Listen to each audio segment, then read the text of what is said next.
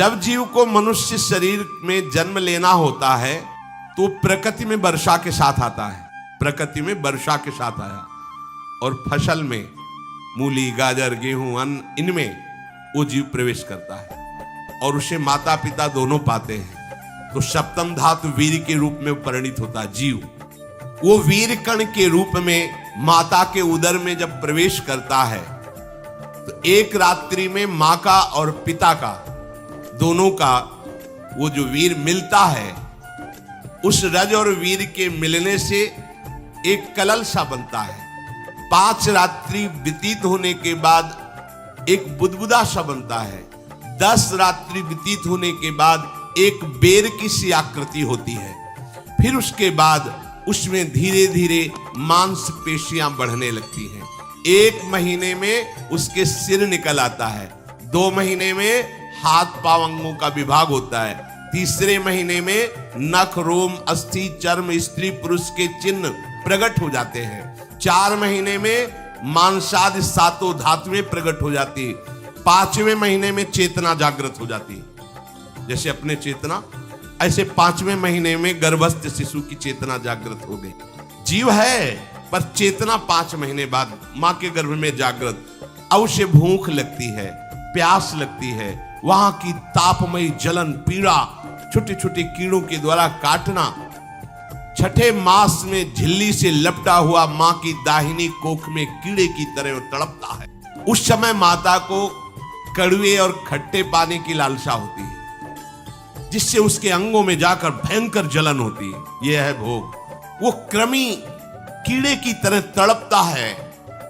मलमूत्र के गड्ढे में बीच में झिल्ली में बंधा हुआ वो जीवात्मा सुकुमार तो होता है, वहां के कीड़े उसे नोचते छोटे छोटे, वो तड़पता है। माता प्रसन्न होती कि जब बच्चा हिलता है बोले है, उसकी दुर्गति हो रही, वहां भयंकर कष्ट पा रहा है। ऐसा क्लेश होता है कि क्षण क्षण में बेहोश होता रहता है। माता के खाए हुए कड़वे, तीखे, गरम, नमकीन, रूखे, खट्टे, यही पदार्थ पाने की इच्छा होती है माता, क्योंकि उसको भोग भोगना है। उसके कोमल शरीर में भयानक पीड़ा होती है जब माता ऐसे पदार्थ खाती है। गर्भाशय की झिल्ली में लिपटा हुआ, आंतों और मलमूत्र से घिरा हुआ सिर, पेट की और पीठ और गर्दन एक कुंडलाकार, ऐसे कंकण जैसा, ऐसी आकृति गर्भस्थ शिशु की होती है। पिंजड़े में बंद पक्षी के समान पराधीन, ना तो वो हिलडुल सकता है ना बोल सकता है। बड़ा असमर्थ दुख को भोग रहा है। चेतना पूरी है। इसी समय भगवान द्रवित होकर उसे ज्ञान देते हैं, गर्भस्थ शिशु को, सबको। जी उसे ज्ञान होता है तो सैकड़ों जन्म के कुकर्मों से याद आते हैं, सैकड़ों जन्म के। बेचैन हो जाता है, कैसे निपट पाऊंगा, सैकड़ों जन्म के कर्म जमा है। अब महान अशांति उसके हृदय में, उस शरीर में भयंकर पीड़ा। कुंडलाकार शरीर है, हिल भी नहीं सकता है, बस कीड़े काटते, बड़ी तड़पन, बड़ी जलन, भूख प्यास की जलन। अब एक और भयानक जलन हुई, उसे स्मरण हो जाता है कई जन्मों के, सैकड़ों जन्मों के पाप कर्मों का। 7वां महीना आरंभ हुआ कि ज्ञान का उन्मेष हो गया। अब प्रसूति वायु उसे चला रही है, तड़पता है वो।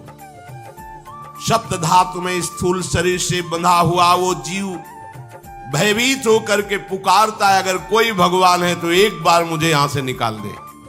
वो विनय करता है, भगवान, कोई अगर भगवान है जिसने मुझे इस बंधन में डाला है, एक बार निकाल दे, यहां से जाके केवल भजन करूंगा। जीव कहता, जंतुरुवाच, हे प्रभु मैं बड़ा अधम हूं। ये ज्ञान भगवान की तरफ से गर्भस्थ शिशु को होता है। अब वो जीव भगवान को पुकारता है, मैं बड़ा नीच अधम हूं भगवान, आपने जो मुझे गति दिखाई है तो मेरे कर्म के अनुसार ही है, आपका इसमें कोई दोष नहीं। अब वो जीव कह रहा है कि प्रभु मेरे योग्य ही है, आपने जो मुझे दंड दिया है। मैंने सुना है कि आपकी शरण में जो आता है आप उसकी रक्षा कर लेते हैं। आपकी जो शरण में हो जाता है वो इस भूमि पर, भारत भूमि पर, विश्व पर निर्भय विचरण करता है। प्रभु मैं इस माता के उदर में माया का रहस्य न जानने के कारण ऐसे कर्म किए कि मैं आ गया हूं, बहुत दुख पा रहा हूं। हे निर्विकार अखंड बोध स्वरूप परमात्मा, मैं बार बार नमस्कार करता हूं। प्रभु मेरे ऊपर कृपा कर दो, एक बार इस गर्भ से निकाल दो। मैं यहां से बाहर जाकर आपका निरंतर भजन करूंगा। ये वादा करके आए हम प्रभु से सब। प्रभु ने करुणा करके हमें चांस दिया है मनुष्य शरीर। प्रभु मैं बहुत जन्मों से इस समय स्मृति आ रही देख रहा हूं, कर्मों में भटकता रहा आपसे विमुख होकर के। ये जो मुझे अभी ज्ञान हो रहा है केवल आपकी कृपा से तत्कालिक है। तत्कालिक, एक तत्कालिक वैराग्य होता है, जैसे कथा सुनी मन में आया कि अब तो भजन ही करना है। ये तत्कालिक है, स्थायी नहीं है। इसे स्थायी बनाओ। प्रभु आप अंतर्यामी हो, आप सब कुछ जान रहे हो। तीनों तापों की शांति के लिए भक्तजन आपका भजन करते हैं। मैं देहधारी होकर जीव माता के उदर में मलमूत्र से रुधिर की झिल्ली में फंसा हुआ माता की जठराग्नि के ताप से जल रहा हूं। प्रभु एक एक क्षण में यहां विकल होकर केवल इंतजार कर रहा हूं कि किस समय मुझे यहां से निकाला जाएगा। दीन बंधु, यहां से कब मैं निकलूंगा। स्वामिन आप बड़े दयालु हो। आप जैसे उदार प्रभु ने मुझ गर्भस्थ शिशु को ये ज्ञान दिया। हे दीन बंधु, आप अपनी कृपा से प्रसन्न हो जाइए। प्रभु एक बार निकाल दीजिए। मैं ऐसा भजन करूंगा कि दोबारा संसार के दुख में नहीं आऊंगा। कपिल भगवान कहते हैं, हे माता, वो गर्भस्थ बालक शिशु भगवान से प्रार्थना करता है। भगवान का आदेश होता है, तत्काल प्रसव वायु धक्का मारती है।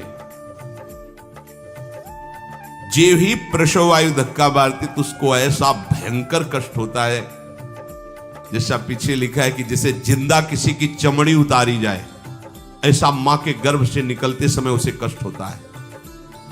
वो अत्यंत कष्ट से व्याकुल होता है। उसी समय उसका वो ज्ञान नष्ट हो जाता है जो भगवान ने दिया था। उस समय उसकी श्वास की गति रुक जाती, जैसे किसी का गला दबा दिया जाए तो कैसा लगेगा। ऐसी ही पूरी की पूरी भागवती की स्मृति नष्ट हो गई। होश आया तब देखा कि वो बाहर पड़ा हुआ है, माता के उस मलमूत्र में सना हुआ बिष्ठे की कीड़े की तरह। गर्भवास में जो दिव्य ज्ञान प्रकट हुआ था भगवान की कृपा से, वो सब नष्ट हो गया। चेतना आई तो रोने लगा। वो ज्ञान कहां गया, वो ज्ञानदाता कहां गया।